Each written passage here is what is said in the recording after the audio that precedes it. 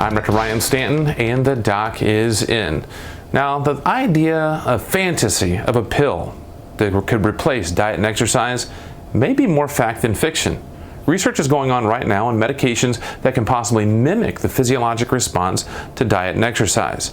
A study that's going on right now in early stages looking at mice that are allowed to eat as much as they want and activities as little as they want, which is quite little, and then taking this medication and finding that it decreased their fat, their lipids, increased muscle mass, decreased cardiovascular risk, and overall increased their health.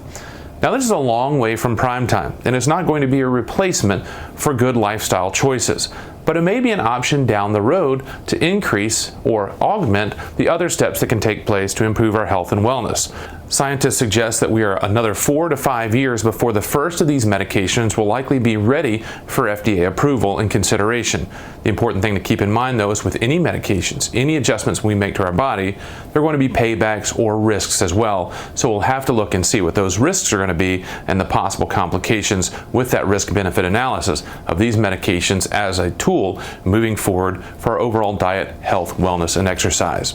You can join our conversation on our Doc is In Facebook page and at Everyday Med on X. I'm Dr. Ryan Stanton, and the doc is out.